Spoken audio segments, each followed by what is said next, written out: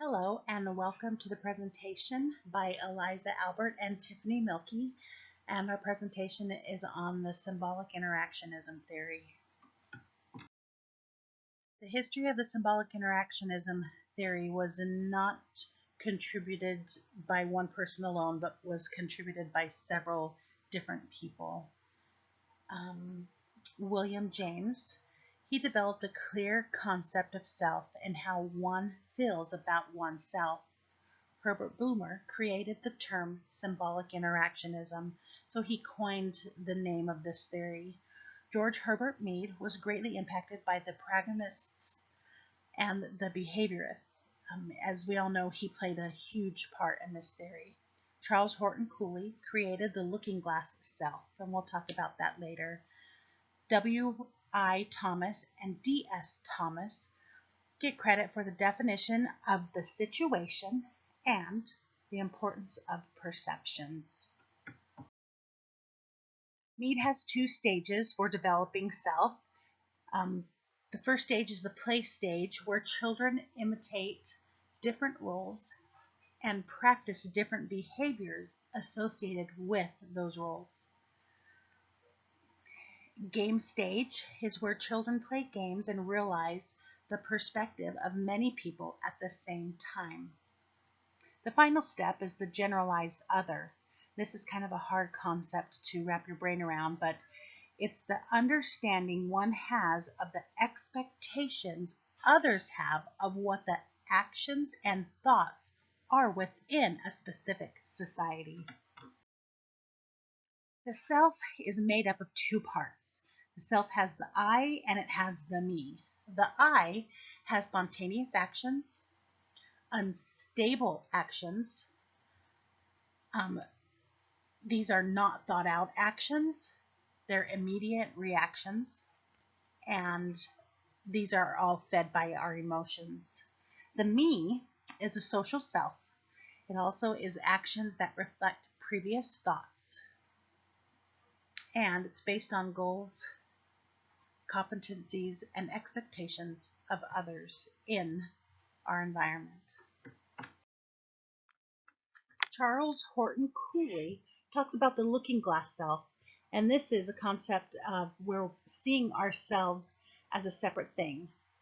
A person creates a self-image off the body language and facial expressions of others. Isaac Thomas had something to do with the definition of the situation. In order to understand people's behavior, you must understand the perception of others involved in the interaction. He created the Thomas theorem. If a person states that something is real, then it is real. At least it is real to them. There may be room for some interpretation, but the way you interpret something is the way you will act. For example, a child who can't fall asleep because of the monster in his closet. However, we know that the monster is not real. You can watch the video there. Herbert Blumer's overarching theme: first, human behavior has meaning as a central element. The example is that we live with symbolism in our society and react accordingly. Second, humans have a sense of self in order to take social cues from meaning. The example is infants have an idea of self that they gain from their environment. And third, individuals are influenced by their society. And the example for this one is that the color pink is used to show that the baby is a girl. All of this is how all of this theory fits and relates to our family roles. There are several different roles.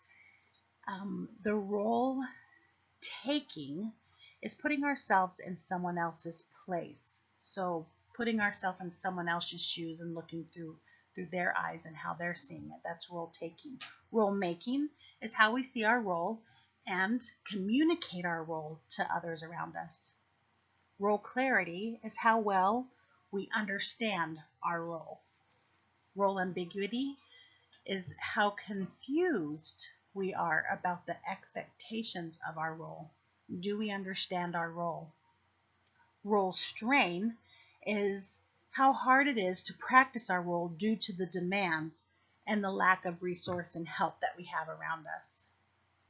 Role conflict, taking on more than one role at a time, with each role being different. Role consensus and dissensus, agreement and disagreement of what the jobs of the role are. Reciprocal roles, these is a give and take role.